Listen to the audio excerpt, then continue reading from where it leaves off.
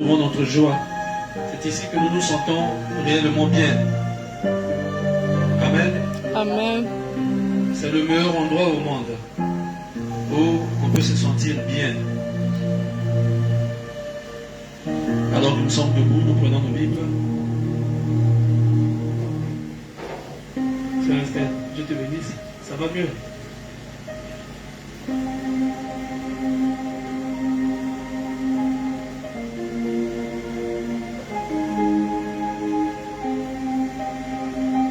Matthieu chapitre 16.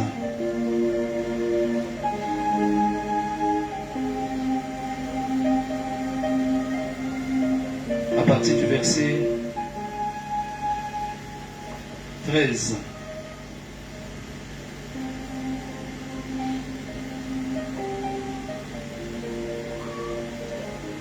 Nous lisons au nom du Seigneur Jésus-Christ. Amen. Jésus étant arrivé dans le territoire de Césarée de Philippe, demanda à ses disciples, « Qui dit-on que je suis, moi, le Fils de l'homme » Ils répondirent, « Les uns disent que tu es Jean-Baptiste, les autres Élie, les autres Jérémie ou l'un des prophètes.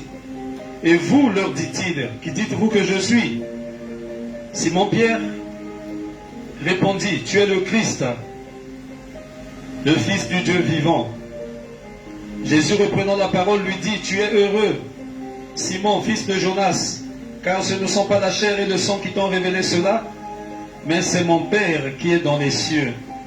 Et moi je te dis que tu es Pierre, et que sur cette pierre je bâtirai mon église, et que les portes du séjour des morts ne prévaudront point contre elle. Je te donnerai les clés du royaume des cieux.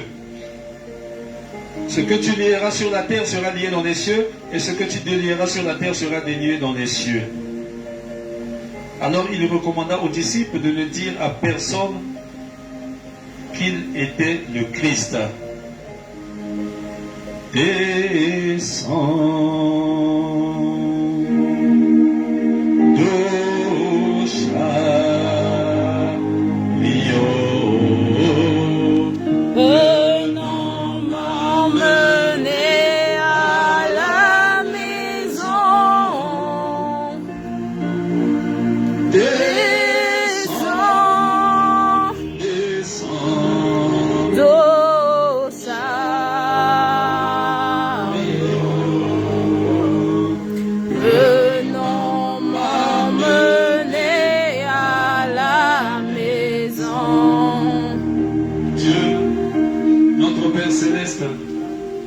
Doux chariot de Dieu, doux Saint-Esprit de Dieu, descends ce matin au milieu de tes enfants que tu as rassemblés ici.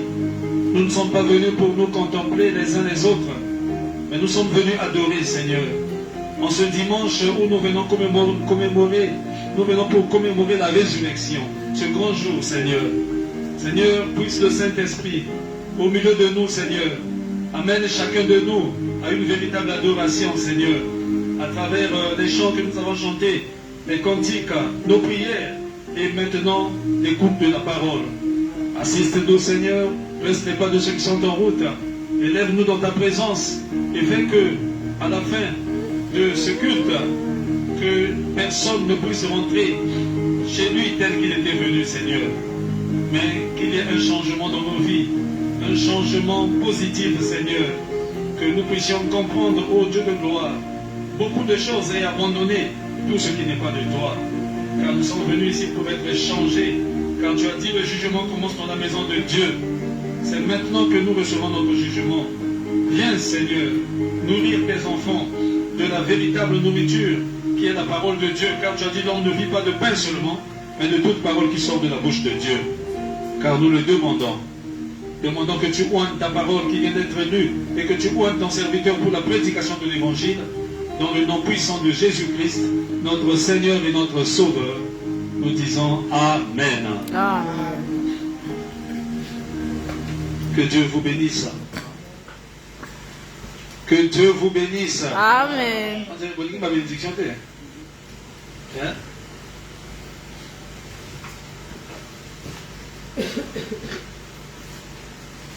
Que Dieu te bénisse, bro.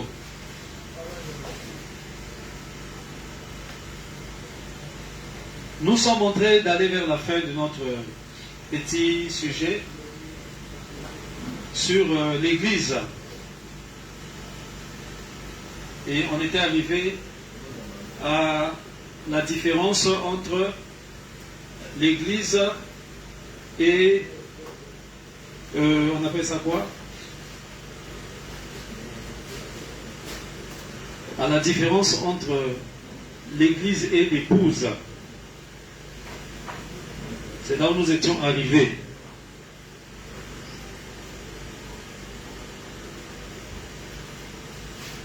Comme nous l'avons lu ici, vous voyez dans le verset 19 de Matthieu 16, Jésus dit à Pierre, je te donnerai les clés du royaume des cieux. Et c'est ce que nous avons vu ici, que l'Église c'est le royaume des cieux. Amen. L'Église, la véritable Église, c'est un royaume. Le royaume des cieux. C'est un empire. L'empire messianique. C'est ça l'Église. N'est-ce pas? C'est comme ça que nous avons défini. Tel que William Branham le définit. L'Église, c'est l'empire messianique. L'Église, c'est le royaume des cieux. Et le chef de l'Église, c'est le Messie. Vous voyez, on parle de l'empire messianique. L'empire du Messie. Le chef, c'est le Messie qui est Christ, le Seigneur Jésus-Christ. C'est lui le chef de l'Église. C'est lui le fondateur de l'Église. Et l'Église n'a pas commencé ici. L'Église n'a pas commencé à Kentucky. Non, l'Église n'a pas commencé à Rome. L'Église a commencé à Jérusalem. C'est ce que nous avons appris, n'est-ce pas? Jérusalem. Et l'Église commence par une expérience de la Pentecôte, du baptême du Saint-Esprit. Pas le mouvement pentecôtiste, mais l'expérience pentecôtiste, qui est l'expérience de la nouvelle naissance. C'est là où l'Église a commencé à Jérusalem, dans la chambre haute où ils étaient au nombre de 120. Avant, Jésus avait dit à Pierre, ne va pas prêcher. Mais attends, quand tu seras converti, alors tu pourras aussi convertir les autres. Donc avant l'expérience de la nouvelle naissance, vous n'êtes pas encore une église du Dieu vivant. Amen. Vous n'êtes pas encore converti. Est-ce que vous êtes avec moi? Amen. L'église commence en vous à la conversion, à la nouvelle naissance. C'est là que vous devenez membre de cet empire messianique, de ce royaume. Et le chef, c'est le Seigneur Jésus-Christ. C'est lui le chef de l'église. C'est lui le chef de cet empire messianique. Le chef de l'église, ce n'est pas le pape. Le chef de l'église, ce n'est pas un pasteur ou un bishop ou un évêque. Mais le chef de l'église, son nom est Jésus-Christ. Amen. C'est lui le fondateur. Et l'église n'a pas commencé à Rome, ni à Kentucky, ni à Kamba. Non. L'église a commencé à Jérusalem. Voilà pourquoi la Bible nous dit que la religion vient des Juifs. N'est-ce pas? Amen. Nous avons vu le message de l'Église. L'Église est censée prêcher, premièrement, la repentance et la rémission des péchés, c'est-à-dire le baptême dans l'eau par immersion au nom du Seigneur Jésus-Christ pour le pardon des péchés. C'est le premier message, d'abord la repentance. Et nous avons appuyé ça avec les écrits, avec les écritures bibliques ici, pour montrer que partout où Jésus parlait du commencement de l'Église, ça commençait par la repentance. Même quand Pierre a commencé l'Église là-bas, lui qui avait les clés de l'Église et du royaume des cieux, lui à qui Jésus avait donné la responsabilité comme pasteur, quand il commence l'Église, après l'expérience de la nouvelle naissance, il a commencé à prêcher la repentance. C'est le premier message que l'Église est censée prêcher. La repentance et la rémission des péchés. Parce qu'avant que Dieu n'aille avec toi plus loin, il faut que tu te répandes d'abord. Amen. Amen. Nous sommes venus de, comme la Bible le dit dans Ésaïe, nous étions errants partout sur la terre, comme des gens qui n'avaient pas de père. Chacun suivait sa propre voie. Et l'Éternel a fait retomber sur Jésus l'iniquité de nous tous. Amen. Donc nous étions errants. Chacun suivait sa propre voie. Il y en a qui étaient dans les voies des fétiches. D'autres étaient dans les voies de la prostitution. D'autres étaient dans telle voie, telle voie. Chacun suivait sa propre voie. Alors quand vous commencez l'église, quand vous revenez, vous devez d'abord vous repentir. de toutes ces mauvaises voies que vous suiviez autrefois. Donc ça commence par la repentance.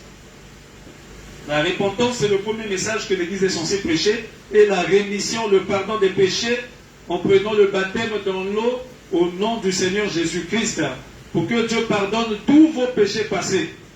Et alors vous commencez une nouvelle vie, une nouvelle marche avec Christ. Est-ce que vous êtes avec moi? Amen. Et c'est comme ça que l'Église commence aussi en nous. Et l'Église est censée prêcher donc la repentance et le pardon des péchés en prenant son baptême dans l'eau au nom de Jésus-Christ, un signe de votre engagement, l'engagement d'une bonne conscience pour suivre maintenant le Seigneur, pour montrer à Dieu que vous avez abandonné la voie que vous suiviez autrefois, puisque chacun suivait sa propre voie. Vous devez abandonner votre voie pour retrouver alors la voie de Dieu. Et vous devez vous repentir. Et le signe de cet engagement, on doit vous amener dans l'eau, vous plonger dans l'eau, un signe qui montre que vous mourrez à votre vie passée et vous naissez alors avec la nouvelle vie, le nouvel engagement que vous avez pris maintenant de suivre la parole de Dieu. Ça doit être confirmé dans l'eau, dans les eaux.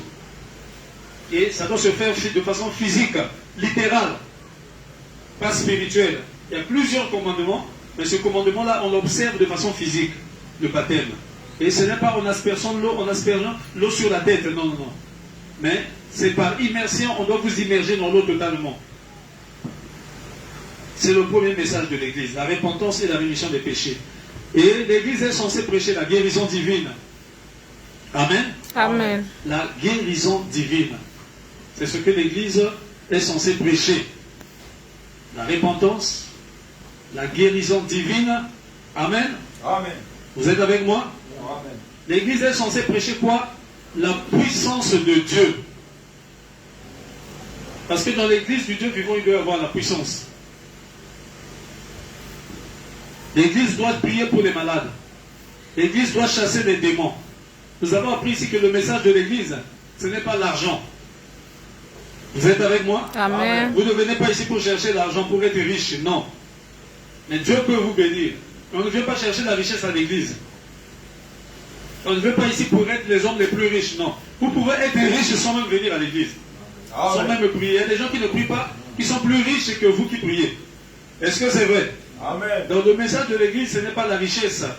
Donc les gens pensent la richesse, l'argent. Comme on voit certains prédicateurs, ils pensent que prêcher, il doit avoir une église pour avoir l'argent. Ça signifie que Dieu ne l'a jamais appelé. Il y en a qui chantent Dieu pour avoir l'argent. C'est que Dieu ne l'a jamais appelé. Mais notre thème principal, c'est de présenter Christ au monde. Le thème principal de nos chants, de nos prédications, de tout ce que nous faisons, c'est Jésus-Christ. Mais Dieu connaît vos besoins. Vous êtes avec moi? Amen. Si tu as besoin de t'acheter une parcelle, une voiture, de te marier, tout ça là, Dieu connaît vos besoins. Il a promis de nous donner selon les besoins de nos cœurs. Mais nous venons premièrement ici pour le royaume des cieux. Cherchez premièrement le royaume des cieux. Et le royaume des cieux, c'est quoi? C'est la véritable église. Et on y entre comment? Par la nouvelle naissance. Donc cherchez premièrement la nouvelle naissance pour que vous deveniez membre de la vraie église. L'expérience du baptême du Saint-Esprit. C'est ça le royaume des cieux. C'est ce que le croyant devait chercher premièrement. Il a dit le reste. Le reste là c'est quoi? La maison, le mariage, la voiture, tout ce que tu veux là. Le reste Dieu te donnera selon tes besoins. Mais la mission principale quand tu viens ici, c'est pour le royaume des cieux. C'est pour que tu entres dans la vraie église. Parce que la vraie église, c'est le royaume des cieux. C'est l'empire messianique. Mais on y entre par quoi? Nous avons appris ici qu'on y rentre, on devient membre de l'église par la nouvelle naissance. L'expérience de la Pentecôte, pas le mouvement pentecôtiste, mais l'expérience pentecôtiste de la nouvelle naissance qui n'est autre que le baptême du Saint-Esprit. C'est ça qui fait de toi membre de l'église. Amen. Amen. Donc l'église est censée prêcher, pas l'argent, pas les voyages comme j'avais dit ici. Oh, venez, vous irez aux États-Unis. Il y a qu'à avoir un visa. Maintenant, le pasteur là, s'il va aux États-Unis, il va prêcher quoi là-bas? Venez, vous irez où? En Chine. Comme la Chine est en train de monter. S'il arrive en Chine, il va prêcher quoi? Soukanagua aussi l'a mis en enfer. Parce qu'il ne sait pas ce qu'il fait. Mais ici, c'est pour le ciel. Amen. Et le ciel, c'est le royaume des cieux. Amen. L'empire messianique. Vous êtes avec moi? Amen. Il y a des gens qui ne prient pas, mais qui ont fait le tour du monde. Est-ce que c'est vrai? Amen. Ils ont des avions privés, ils voyagent quand ils veulent et tout ça là. Donc la mission de l'église n'est pas les voyages.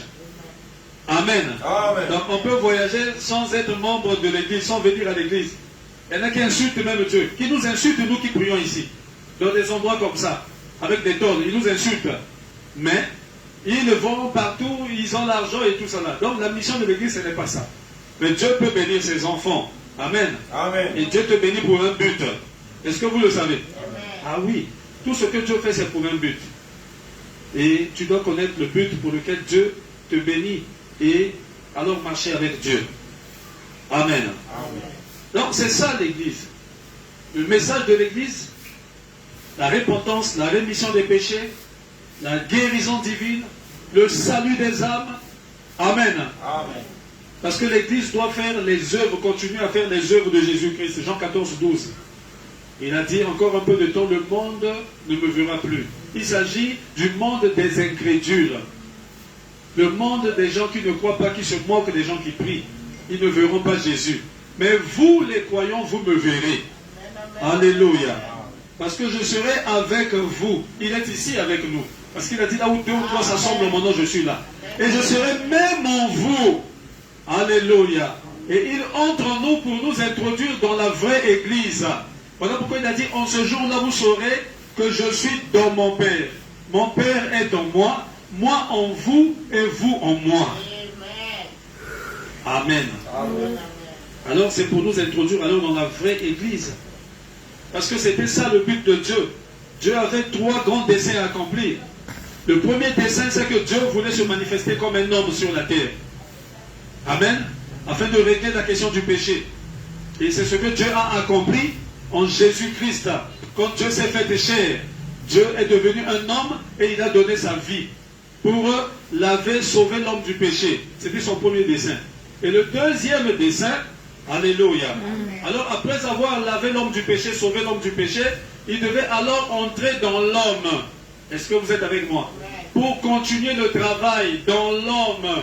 Et ce dessein a été accompli à la Pentecôte quand l'Église a commencé.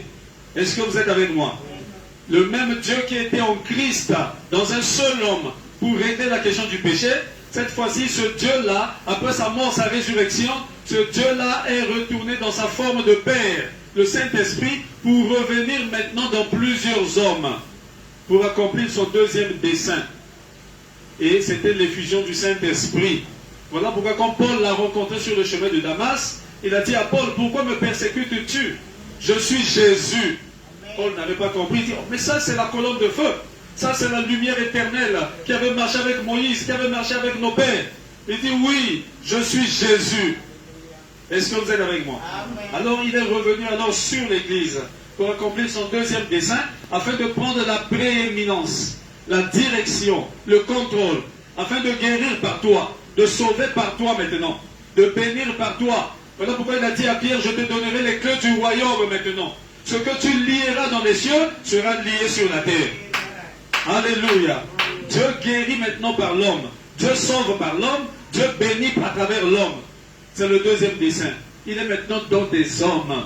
Et le troisième dessein, alléluia, après avoir régné dans les hommes jusqu'à ce qu'il gagne le dernier élu, son dernier fils élu qui devait entrer dans l'église, dans le royaume des cieux, alors il reviendra maintenant avec sa famille, ses enfants, pour régner sur la terre, pour rétablir l'Éden que Satan avait détruit là-bas. Est-ce que vous êtes avec moi? Amen. Frère, maintenant on appelle ça le triple dessein de sa manifestation. Premièrement, Dieu devait se révéler comme un homme. Quand Dieu se révèle comme un seul homme, ce n'est pas William Branham. Bon, est-ce que vous êtes avec moi? Amen. Quand Dieu est dans William Branham, il est aussi en toi, il est en moi. Nous sommes déjà dans la dispensation du Fils de Dieu. On appelle ça le Saint-Esprit dans les hommes. C'est le deuxième dessein. Mais quand Dieu est en Christ, il est dans aucun homme sur la terre. Quand Jésus était sur la terre, Dieu en Christ, c'était le Jéhovah de l'Ancien Testament qui avait changé de tabernacle. Vous êtes avec moi? Amen. Et c'est tout. Et en dehors de Dieu en Christ, la plénitude là, on ne peut pas l'amener vers quelqu'un d'autre. Frère Branham dit, cela doit retourner en lui. C'est dans Dieu dévoilé. Il dit, en dehors de Christ, en ce qui concerne la plénitude, on ne peut pas l'amener diriger vers quelqu'un d'autre. Non. Est-ce que vous êtes avec moi? Amen. Donc quand Dieu se manifeste avec William Branham ici, il n'est pas seulement dans William Branham, non. Il le fait à travers un don selon une promesse. Vous êtes avec moi? Amen. Parce que le ministère de Christ devait revenir sur un homme qui devait le représenter sur la terre et accomplir le signe du Messie comme Christ l'avait fait là-bas pour les gens des nations. Parce que les gens des nations n'avaient pas vu ça. Les Juifs et les Samaritains, ils avaient déjà vu ça.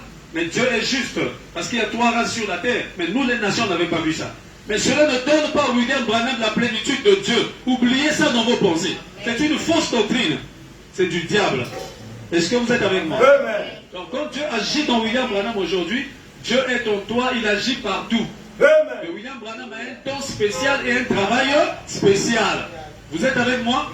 Mais ça ne fait pas de lui qu'il a reçu toute la plénitude de Dieu comme Jésus. Non.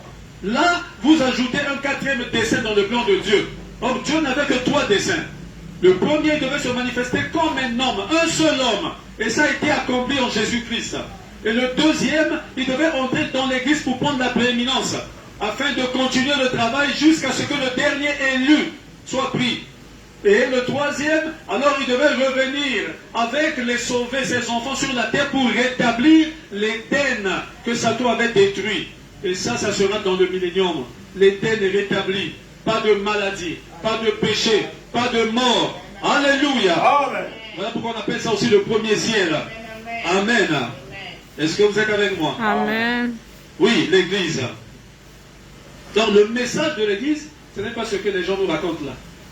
Ah, 100 $. Ah, les gens, les pasteurs, ils passent tout leur temps à demander les 100 $ et les gens sont là. Ah, pasteur Anazama Kassia, 1000 $. Fais ça. Fais ça 10 000 $. On a prophétisé aussi qu'à ce que les gens viennent au courant. Frère, c'est devenu, même les comédies, je préfère suivre des comédies à Bangazaza. Parce qu'on ne fait pas des comédies avec Dieu.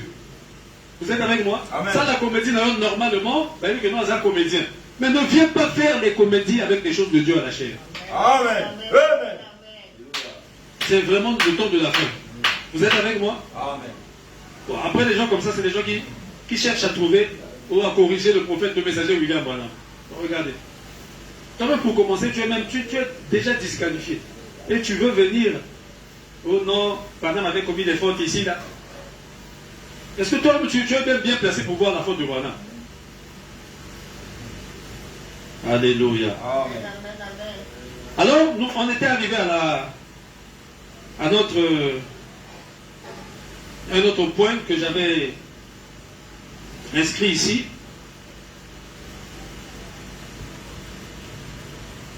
Voilà. Est-ce qu'on peut aller au ciel sans être membre de l'Église? Est-ce qu'on peut être enlevé sans être membre de l'Église? Et nous avons dit non.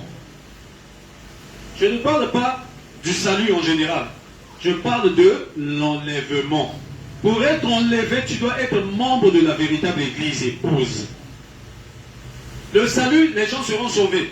Parce qu'il y aura un jugement, vous êtes avec moi? Et la Vierge folle entrera, il y aura d'autres personnes qui entreront là-bas. Les gens qui font du bien aux enfants de Dieu, ils entreront là-bas. Mais je parle de l'enlèvement, qu'on appelle aussi la première résurrection, pour revenir ici sur la terre, pour vivre le premier ciel, qui est le millénium. Ça, c'est pour l'église épouse. Ce n'est pas pour tout le monde. Pour être enlevé, il faut être membre de la vraie église qui est le royaume des cieux. Parce que dans chaque âge, il y a des gens que Dieu regroupe, qui sont des vrais élus de Dieu, la Vierge sage, qui sont dans la vraie église. Depuis l'âge de Paul, ils sont en train de dormir, ceux de Paul, Irénée, Martin, Colomban, Luther, Wesley et notre âge. Pour participer à l'enlèvement. L'enlèvement, ce n'est pas pour tout le monde, non. Il y aura d'autres personnes qui seront sauvées. Parce qu'après l'enlèvement, il y aura le millénium. Après le millénium, à la fin du millénium, la Bible dit là-bas, alors il y aura la deuxième résurrection, la résurrection générale de tout le monde. Mais pour l'enlèvement, on appelle ça la première résurrection. Ça, c'est uniquement pour l'épouse, la vraie église. C'est elle qui sera enlevée. La Bible dit que les autres morts ne revinrent pas à la vie jusqu'à ce que les 1000 ans furent accomplis.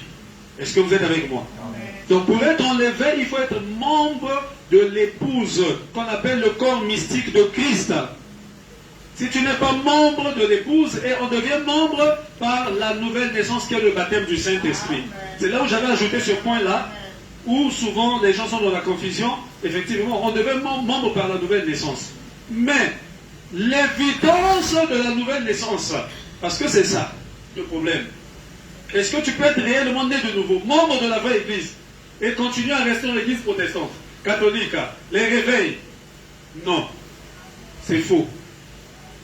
Parce qu'il y a une évidence, il y a une vraie preuve. Et Branham, en cherchant la preuve, il croyait que c'était l'amour. Les gens qui sont bien de cœur. Vous savez, il y a des gens qui ne prient pas, mais qui sont aussi bien de cœur. Vous êtes avec moi? Amen. Il y a des gens qui ne prient pas, qui ne commettent pas d'adultère, qui ne font pas ceci, qui ne sont pas dans la prostitution, mais qui ne prient pas aussi. Est-ce que vous le savez? Il y a la bonne moralité, il y a l'éducation, là où la personne a grandi, ça joue. Mais si on devait dire ma commande, elle dit, oh, laissez-moi ça. Est-ce que vous êtes avec moi? Donc, c'est pour vous dire que ça, ce n'est pas la preuve. L'amour, il y a des gens qui partagent. Ils donnent aux orphelinats, ils donnent aux veuves, ils donnent ceci, ils donnent. Ce n'est pas ça la preuve. Hein? Ils soutiennent.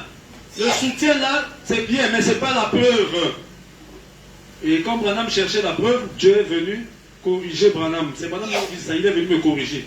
Il a dit la véritable preuve qui montre qu'un croyant est baptisé du Saint-Esprit. Un croyant est membre du corps de Christ, épouse. C'est que le croyant là suivra l'évangile de son salut, le message de Dieu pour son jour. Ah, c'est ça qui met la dénomination à côté. Est-ce que vous êtes avec moi? Ça écarte la dénomination. Les pensées dénominationnelles. Donc la vraie preuve, c'est ça. Tu ne peux pas me dire que tu es dans la vraie église, tu es né de nouveau. Même si tu fais du bien, même si tu pries pour les malades. Je vous avais lu ça le dimanche passé. La manifestation de l'esprit n'est pas la preuve. J'ai parlé en langue, j'ai roulé par terre. Ah, j'ai pleuré. Ah, comme tu as pleuré, c'est que tu as reçu le Saint-Esprit. Et donc, dans tous les matangas de Brazzaville, là, les gens reçoivent le Saint-Esprit parce que les gens pleurent partout dans les veillées, là. Les mamans, là, surtout roulent par terre, là. Donc, tout le voyage Saint-Esprit. Non, ce n'est pas ça la preuve. Vous êtes avec moi? Oh, j'ai crié. On crie partout. On crie dans les terrains de football, on crie. J'ai parlé en langue. Branham dit que les démons parlent en langue. Non, les démons dans le Saint-Esprit. Ça, c'est la preuve des pentecôtistes. Ouais, parle. Moi-même, on avait fait ça. À l'époque, c'était la campagne de Renard Banquet, quelque chose comme ça. J'étais avec mes amis qui étaient des enfants de Père son âme, Jean-Jules Ocamando.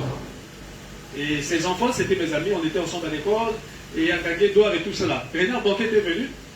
Je crois que c'était à la fin des mouvements de démocratie. Là, lui, il avait abandonné la politique. Il était avec les Renard Banquet, là. Il est venu nous prendre à la maison. Ah, venez, venez. Où, on va où, papa? Oh, on va. J'ai vu, on a vu avec les blancs de la voiture, là. Ah. Mais qu'est-ce que c'est quelle histoire comme ça? On nous amène vers le pont du Douai derrière, là-bas. C'est quoi? Oh, baptême. Oh! On était en train de jouer au Scrabble.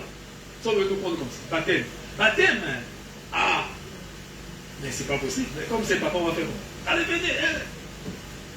Dans l'eau. On était à 3. Il y avait moi, Habib et Axel. Axel, on m'a dit qu'il est prédicateur à Pointe-Noire, des réveils. L'autre, Habib, en fait, lui, il est en France. Bon, lui, il ne prie pas. Il est dans les... Je ne sais pas qu'est-ce qu'il fait. Et moi, j'étais là aussi. On nous fait rentrer dans l'eau. Donc, il y avait ces deux enfants-là et moi. À la sortie de l'eau, le blanc qui nous baptisait là, il parle en langue, parle en langue. Oh. L'autre, on a forcé là, avant il a parlé. Moi aussi rentré là, je sors là, on m'a baptisé là dans l'eau là. Je sors là, parle, parle. Parle seulement.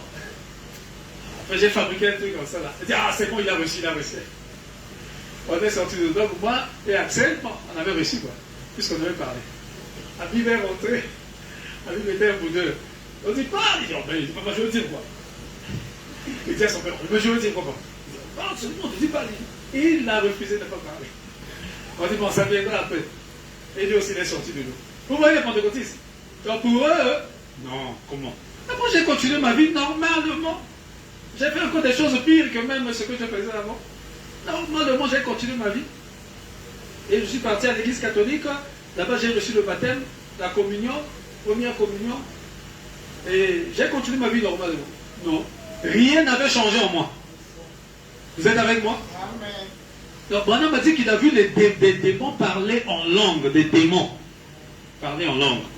Donc ce n'est pas ça la preuve. Mais l'évidence, la vraie preuve, c'est ce que William Branham nous dit ici. C'est que le croyant qui est baptisé véritablement du Saint-Esprit, comme son gendre, celui qui voulait épouser l'enfant de Branham. Vous êtes avec moi? Amen. Branham, Dieu a dit à Branham qu'il n'était pas encore baptisé du Saint-Esprit.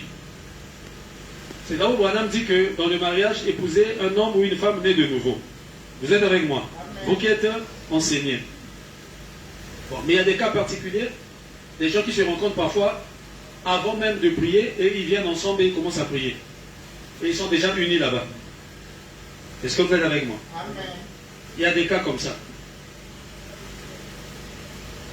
Vous voyez, Roy Davis, quand il reçoit le baptême du Saint-Esprit, il n'est plus resté baptiste là où il était. Non. Vous êtes avec moi? Amen. Il n'était pas dans le message. Mais c'était un croyant. Il croyait en Jésus-Christ, il priait. Mais il n'était pas dans le message. Mais quand il a reçu le Saint-Esprit, et Dieu a signalé ça à William Branham, Branham lui a donné maintenant sa fille, mais Roy Davis, il n'est pas resté dans les réveils. Il a avancé jusqu'à ce qu'il a cru le message, et il prêche le message, parce que c'était un prédicateur. Est-ce que vous êtes avec moi? Le Saint-Esprit en toi ne peut pas te garder là-bas. C'est là où frère Branham parle de l'histoire de l'aiglon et la mère poule. L'œuf de l'aiglon qui s'était retrouvé dans la basse-cour. L'œuf a éclos là-bas. Parce que les enfants de Dieu sont partout. Je vous ai dit ça ici. Amen. Je vais dire ça un peu au terme de William Branham. Il dit ceci. Je suis dans les 7 âges de l'Église. L'âge de l'Église de Smyrne. Page 146. Écoutez ce que frère Branham dit. Un fils de Dieu peut mettre longtemps à reconnaître qu'il est un fils. Est-ce que vous êtes avec moi? Amen. Un fils de Dieu. Quand j'étais là-bas, là, quand je dis là, partout j'étais là, j'étais un fils de Dieu. Vous êtes avec moi? Amen. Toi aussi, quand tu étais dans tes choses-là, tu as toujours été un fils de Dieu. Amen. Amen. Amen. Parce qu'on ne devient pas un fils de Dieu, mais on est déjà un fils de Dieu. Mais tu peux te retrouver dans la basse-cour là-bas. Tu peux te retrouver dans un système où papa a la kinganga, mais tu es un fils de Dieu. Hein? Amen. Amen. Amen. Au temps marqué, au temps de Dieu. Alléluia. Amen. Mais où tu t'es retrouvé là-bas. Voilà pourquoi il dit un fils de Dieu peut mettre longtemps à reconnaître qu'il est un fils. En fait, beaucoup de vrais chrétiens ressemblent à l'aiglon de l'histoire. Alléluia. Qui avait éclos sous une poule. Oh, vous savez que l'aigle est un type de vrai croyant. Eh bien, un fermier avait pris un œuf dans un nid d'aigle et l'avait mis sous une poule. Le moment venu, tous les œufs qui étaient sous la poule ont éclos. Les poussins s'entendaient bien avec la mère poule. Alléluia. Mais cet aiglon n'arrivait pas à se faire à la façon de caqueter et de chercher sa nourriture en grattant dans un tas de fumier. Ah, vous connaissez un côté. Parce qu'à l'intérieur, ce n'est pas cette nature-là. Oh, est-ce que vous êtes avec moi? Amen. Oui, il arrivait à se débrouiller pour survivre. C'est comme toi quand tu étais là-bas, quand tu étais dans les boîtes de nuit, quand tu étais là-bas, tu te débrouillais. Oh, est-ce que vous êtes avec moi? Est-ce que vous êtes avec moi? Amen. Il arrivait à se débrouiller pour survivre, mais il était plutôt déboussolé là-dedans. Mais un jour, très haut dans les airs, la mère aigle qui avait pondu l'œuf aperçoit cet aiglon sur le sol. Alléluia. Oh, elle amorce une vertigineuse descente en piqué et lui trompette de tous ses poumons de son volet pour monter la rejoindre. Oh, il n'avait jamais entendu trompeter un aigle. Mais quand il entend ce premier cri, il y a quelque chose en lui qui remue. Et il voudrait s'élancer vers elle. Mais il a peur d'essayer. Il a peur d'essayer de nouveau.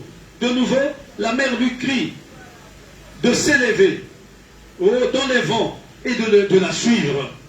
C'est ce que nous tous nous avons vécu. N'est-ce pas? L'aigle a crié. Peut-être tu peux dire que non, moi c'était mon oncle qui était venu me prendre, qui m'avait amené, qui m'a amené dans l'église, aller au message. Non, c'est l'aiglon, c'est le cri de l'aiglon. Il peut utiliser n'importe qui. Est-ce que vous êtes avec moi? C'est que le temps était venu. Et remarquez que depuis lors, tu n'es plus jamais retourné dans la basse-cour. Tu as continué à avancer, tant bien que mal, avec des difficultés, mais il y a quelque chose qui continue à t'attirer vers. Alléluia. Oh, tu peux regarder aux amis qui sont restés, aux amis avec lesquels vous étiez tous ensemble, tous n'ont pas suivi la même voie. Pourquoi? Un fils de Dieu peut mettre longtemps à reconnaître qu'il est un fils. Mais tu as toujours été un fils. Mais ce n'était pas encore le temps. Tu t'es retrouvé. Comme la Bible dit, chacun suivait sa propre voie. Alléluia. Amen. Et au temps marqué, alléluia, Amen. la trompette a sonné. La mère aigle a trompetté là-bas. Tu as écouté le cri. Pourquoi? Parce qu'il y a une profondeur en toi qui ressemble à ce cri-là. Comme la profondeur appelle, il doit y avoir une autre profondeur pour répondre à cet appel. Amen. Et te voilà là, en train de manger maintenant la nourriture des aigles, de bouche à bouche. Alléluia. Amen. La chair du Fils de l'homme, le sang du Fils de l'homme. Gloire au Seigneur Jésus-Christ. Amen. Amen. Amen. Oui, la preuve c'est ça. Tu peux pas me dire que non, toi tu restes là-bas et tu es dans la vraie église. Non. La vraie église épouse sera enlevée. C'est la Vierge sage.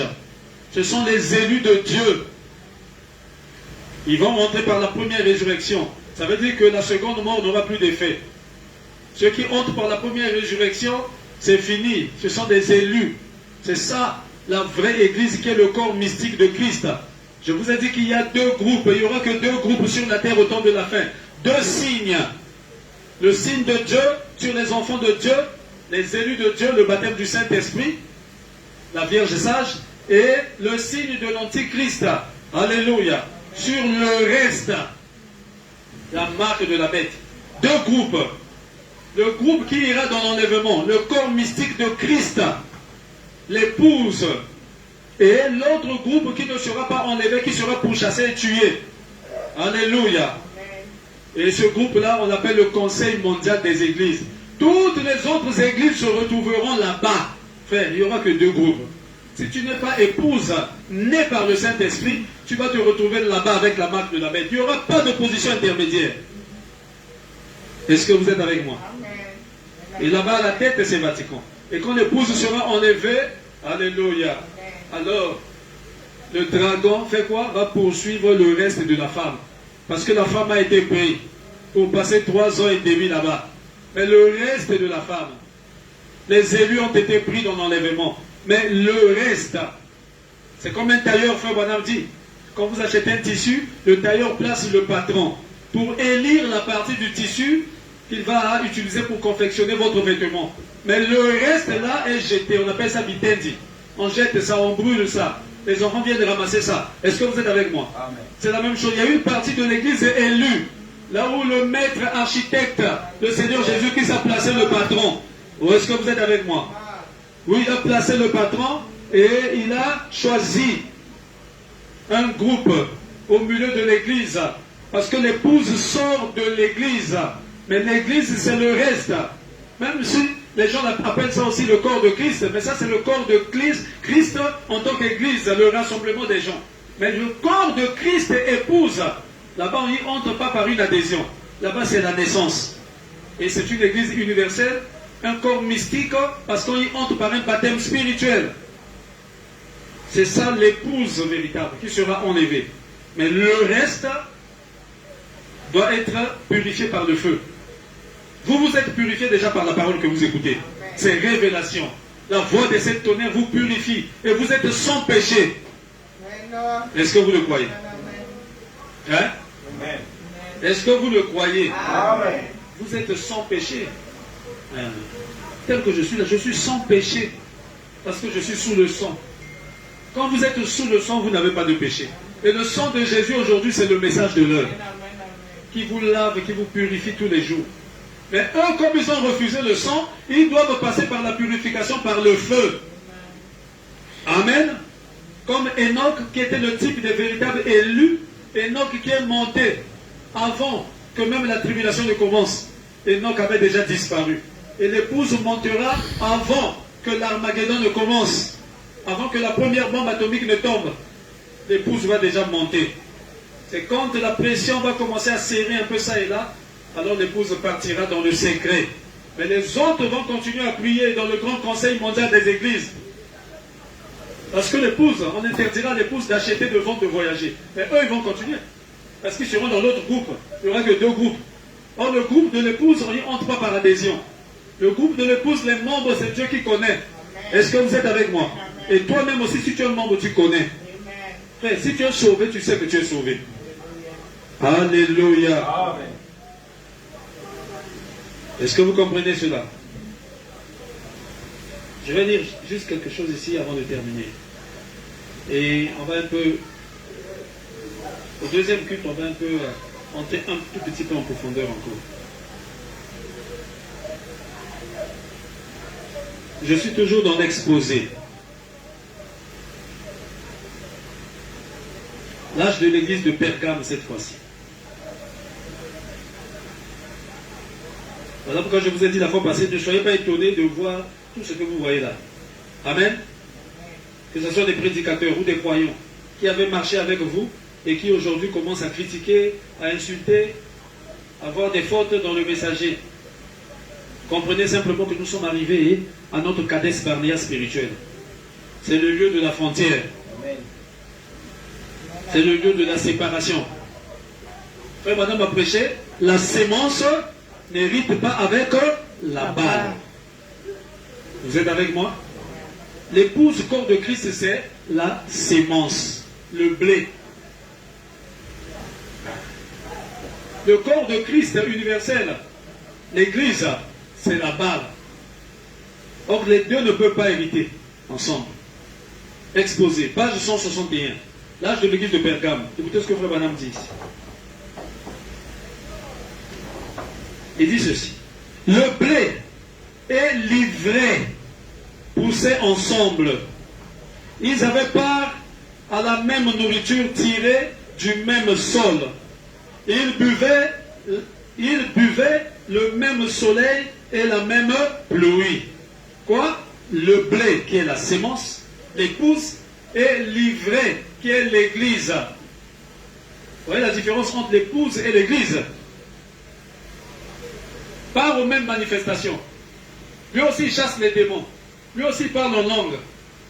Comme Judas. Vous savez que Judas chassait aussi les démons. Hein? Amen.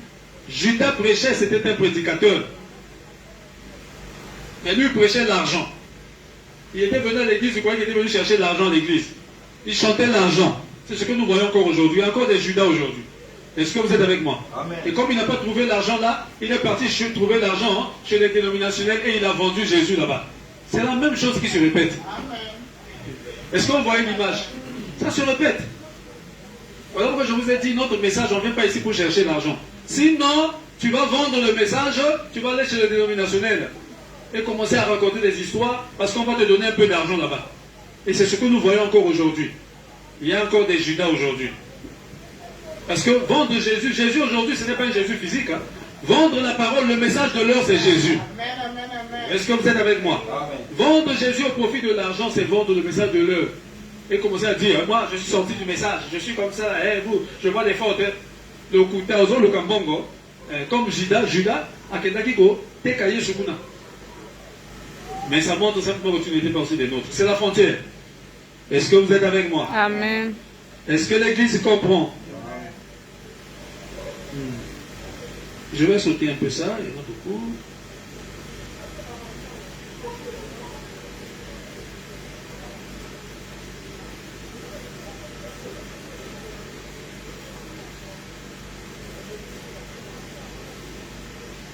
Comme le blé et l'ivraie poussent ensemble, mais ils ne vont pas hériter ensemble. Non, non, non. Jamais. Jamais. Tout comme les enfants d'Israël, ils étaient sortis au nombre de 2 millions ensemble. Mais remarquez, 2 seulement sont rentrés à Canaan. C'était Josué et Caleb. Parce que les autres, là, c'était les enfants qui étaient nés dans le désert. Mais pourtant, tous ont parlé en langue. Tous ont poussé des cris. Ils ont eu des manifestations de l'esprit dans le désert. Mais la vraie évidence, c'est de rester positionné sur la parole. Il y avait seulement 2 qui avaient gardé la parole. Josué et Caleb. L'histoire se répète encore parce que nous sommes encore dans un voyage. Là-bas, c'était physique. Aujourd'hui, c'est spirituel. Est-ce que vous comprenez ça?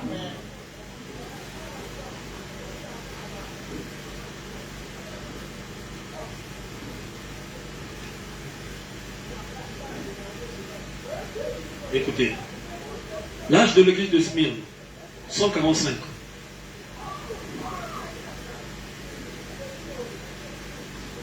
Il dit ceci. C'est exactement ce que nous avons dit. Ceux-ci, qui sont de la sémence royale, sont les élus de Dieu.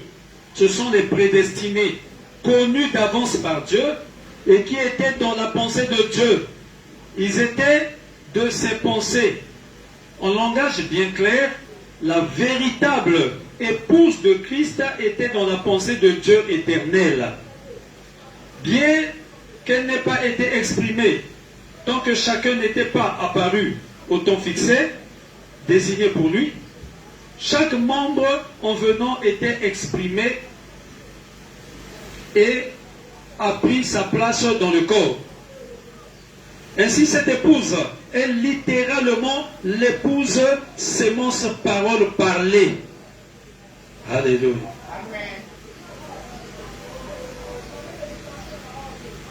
Et bien qu'elle soit désignée au féminin, elle est aussi appelée le corps de Christ. Vous voyez, l'épouse, c'est ça le corps de Christ.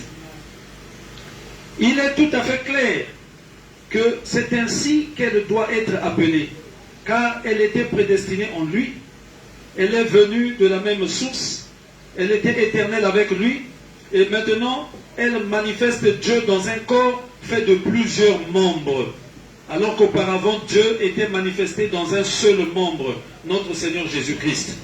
Amen. Amen.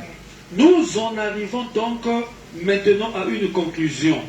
Comme le Logos éternel, Dieu, a été manifesté dans le Fils, et quand Jésus habita corporellement toute la plénitude de la divinité, comme cet être éternel était le Père manifesté dans la chair, obtenant ainsi le titre de Fils, de même, nous, qui sommes éternels dans ses pensées, nous sommes devenus à notre tour la sémence parlée, parole parlée, composée de plusieurs membres, manifestés dans la chair.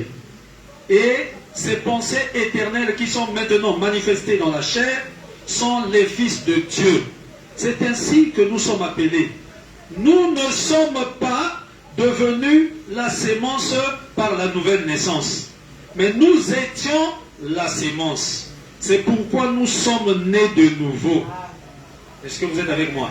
On ne devient pas les enfants de Dieu par la nouvelle naissance, mais nous étions les enfants de Dieu. Voilà pourquoi nous sommes nés de nouveau. Est-ce que vous comprenez? Car seuls les élus peuvent naître de nouveau. Hein? Seule la Vierge sage, les élus, peuvent naître de nouveau. C'est parce que nous étions la sémence que nous avons pu être vivifiés, c'est-à-dire nés de nouveau.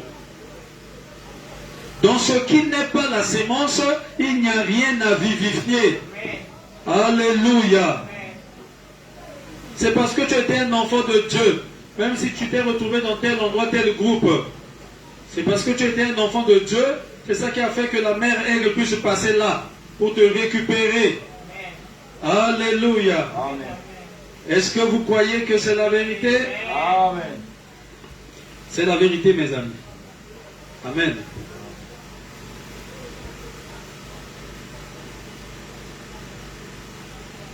Je vais terminer par ici.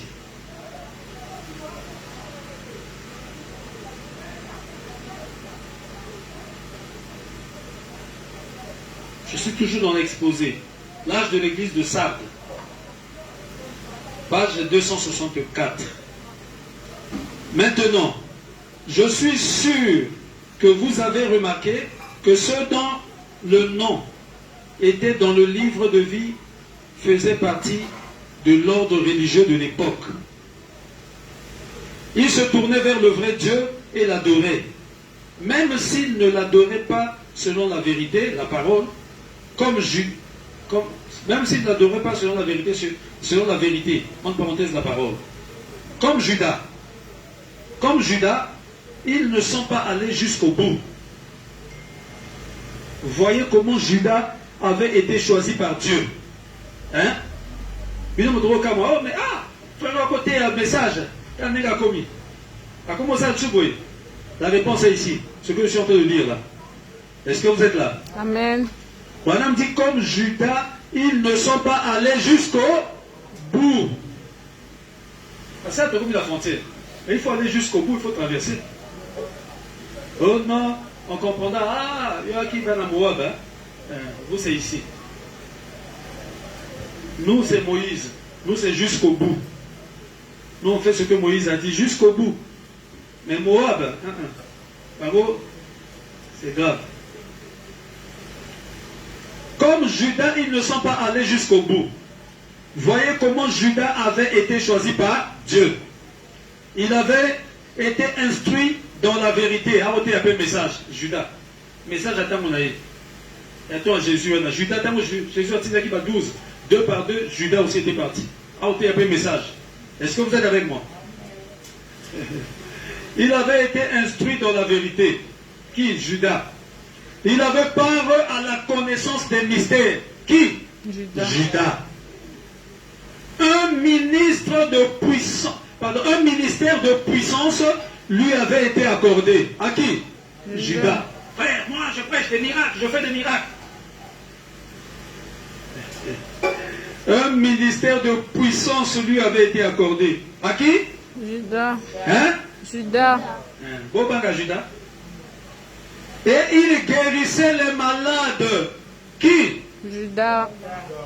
Et chassait des démons au nom de Jésus. Qui? Judas. Il chassait les démons au nom de qui? De Jésus. Ben, moi c'est Jésus seulement. N'a qu'à Jésus. Est-ce que vous êtes avec moi? Amen. Judas, un ministre qui prêchait le message de son jour. Un ministère de puissance lui avait été accordé. Il guérissait les malades et chassait les démons au nom de Jésus. Tout cela, écoutez, pour de l'or et pour le pouvoir politique. Je crois que vous voyez ça aujourd'hui. Il n'est pas allé jusqu'à la Pentecôte pour recevoir l'Esprit de Dieu. C'est ce que vous voyez là. Hein? Le problème c'est ça. À quel na Pentecôte pendant que vous avez dit, il y a des embêtés. Il y a des personnes qui ont se manifester. Alors, à quel côté tango? C'est ce que Judas avait fait. Parce que Jésus là-bas, c'était un homme physique, mais aujourd'hui Jésus est ici. C'est le message de l'heure. Oh, est-ce que vous êtes avec moi? Jésus dans chaque âge a toujours été la promesse pour cet âge-là. Hein? Amen. Frère Panama m'a prêché, tournez les regards vers Jésus. Et dit, quand vous voyez, qu'est-ce que vous voyez? Toi, tu vois un homme habillé avec des lunettes. Il dit, là, tu as mal vu. Mais vous, moi, je vois la parole. Alléluia. Quelle parole? La parole de la promesse. C'est là que vous voyez Jésus. Est-ce que vous êtes avec moi? Amen. Écoutez. Il n'est pas allé jusqu'à la Pentecôte pour recevoir l'Esprit de Dieu. Il n'avait pas l'Esprit. Ne vous y trompez pas. Si quelqu'un a réellement été baptisé dans le corps de Christ par le Saint-Esprit, alléluia, recevant ainsi la plénitude de l'Esprit, il sera dans la parole jusqu'au bout. Amen. Je crois que vous avez la réponse Amen. à tout ce que vous voyez là. Vous êtes avec moi? S'il s'arrête à la frontière à cause de l'argent, à Tekiyesu, c'est qu'il n'a jamais été baptisé du Saint-Esprit. Branham ajoute, voilà la preuve qu'on est baptisé du Saint-Esprit. Judas a échoué. C'est là que des foules échouent aussi.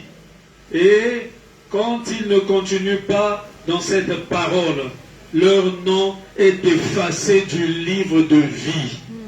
Que Dieu vous bénisse. Amen. Levons-nous.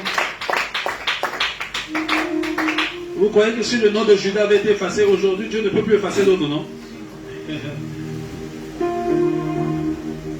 Quel sauveur merveilleux je possède. Il s'est sacrifié pour moi. Et sa vie innocente il s'est donné pour mourir sur la flamme de bois. Attaché à la croix pour moi. Attaché à la croix pour moi. Sauveur, il a pris mon péché, il m'a délivré sur la croix. Attaché à la croix pour moi. Oh, quel merveilleux amour. Oh, quel merveilleux amour que Dieu aima un pécheur comme moi. Quel est ce merveilleux amour? Oh, quel merveilleux amour. Oh, quel merveilleux amour que Dieu aima un pécheur comme moi. Quel est ce merveilleux amour? Que chacun prie le Seigneur. Quel merveilleux amour ce matin. Dieu a aimé un pécheur comme moi, comme toi. Il a permis que nous puissions recevoir encore la portion de ce matin, de ce jour. Il a dit qu'il leur a envoyé sa parole et sa parole les a guéris. Remercions-le à notre manière. Que chacun prie le Seigneur. Prions tous le Seigneur. Seigneur et Père Céleste, Seigneur, tous sommes infiniment reconnaissants. Reconnaissant pour ta grâce, reconnaissant pour ta miséricorde, reconnaissant pour ce que tu fais, pour ce que tu continues encore de faire. Reconnaissant parce que tu bénis, parce que tu prends soin, Seigneur Jésus.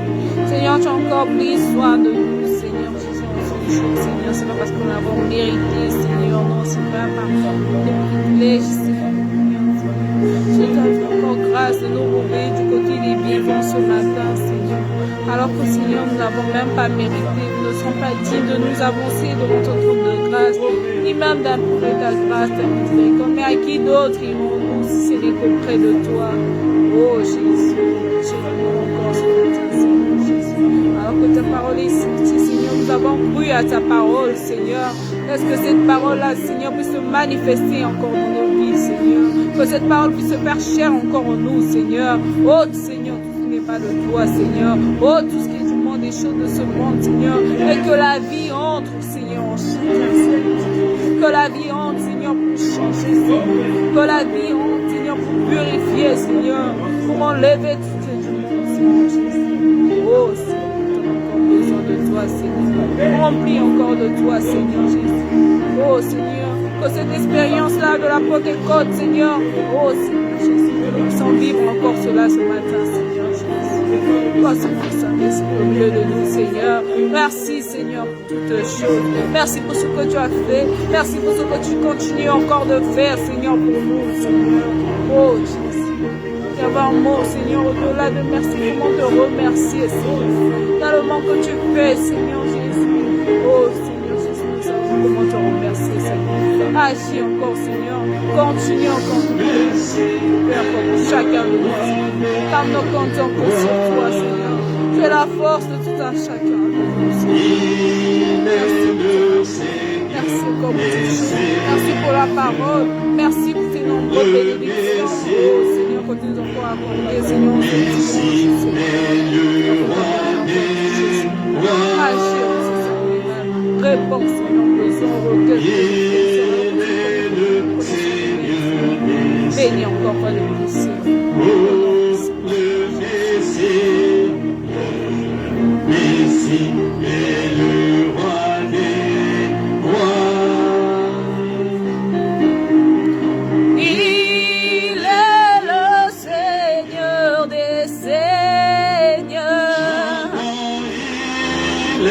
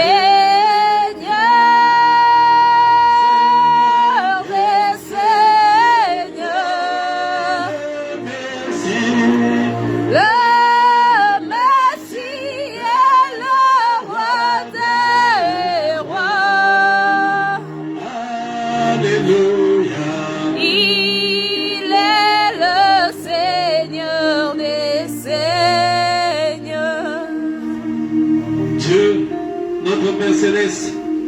Il est écrit que tu leur as envoyé ta parole et ta parole les a guéris. Soyez guéris au nom de Jésus-Christ. Soyez guéris au nom de Jésus-Christ. Amen. Soyez guéris dans vos corps. Soyez guéris dans votre esprit. Que vos foyers, vos familles soient guéris. Amen. Que tout ce que vous faites soit guéri. Que la main de Dieu passe au-dessus de tous vos projets, vos programmes, au-dessus de toutes vos activités, au-dessus de votre travail. Que tout soit protégé par la main de Dieu. Dieu Tout-Puissant, Seigneur, merci pour ta parole de vie et de vérité. Tu as dit, vous connaîtrez la vérité et la vérité vous rendra libre. Amen. Que ce peuple soit libre encore ce matin, Seigneur. Oui, qu'il rentre dans le vrai jubilé. Car le vrai jubilé, ça a toujours été le jubilé de la parole. Car nous avons reçu un vrai jubilé aujourd'hui, à l'ouverture du 7e saut. Un vrai jubilé, Seigneur. Oh Dieu, bénis ton peuple, Seigneur. Que personne ne quitte ces lieux avec ses faiblesses, avec ses manquements, dans l'état où il était venu, Seigneur. Mais en sortant, que tes enfants soient complètement guéris, bénis, délivrés, remplis de l'Esprit. Au nom de Jésus-Christ. Satan, tu as été démasqué. Tu as échoué. Et toutes tes activités autour des enfants de Dieu, nous déclarons cela nul et sans effet. Tout ce que tu essaies de mettre, les bâtons dans leur roue pour essayer de les empêcher d'arriver à leur bénédiction. Ce matin, je viens ôter cela au nom de Jésus. Amen. Que votre chemin soit libéré. Que le Saint-Esprit marche avec vous dans votre chemin. Il a dit, vous serez la tête et non la queue. Il a dit que vous posséderez chaque porte. Amen. Alors possédez ces portes-là. Oui, possédez la mort, possédez la maladie, possédez l'enchantement, l'envoûtement. posséder toutes les portes de Satan, Alléluia. car c'est la promesse de votre Père et il tient sa parole. Seigneur, accorde-le, Seigneur. Ajoute à ma prière ce que je n'ai pas pu exprimer et bénis cette semaine qui commence pour tes enfants, Seigneur. Est-ce que ce qu'ils n'avaient pas eu la semaine passée, que cette semaine, qu'ils puissent avoir cela, Seigneur. Qu'ils puissent avoir du succès, la victoire, cette semaine, dans tout ce qu'ils vont entreprendre et dans toutes leurs attentes. Gloire, honneur te soit rendu. À nous la grâce, à nous la bénédiction. Alors que nous sommes arrivés aussi à la fin de ce service, bénis tout ce que tes enfants ont préparé dans leur adoration pour que cette adoration soit complète. Et ramène chacun à son domicile à bon port, sans incident sur la voie, Seigneur. Accorde-le, Seigneur. Pourvois aussi, Seigneur, à quelque chose pour qu'ils puissent manger physiquement après que tu les as nourris spirituellement. Nous signons notre prière dans le précieux et merveilleux nom de notre époux et notre roi, le Seigneur Jésus-Christ de Nazareth. Nous disons tous Amen. Amen. Oh, il est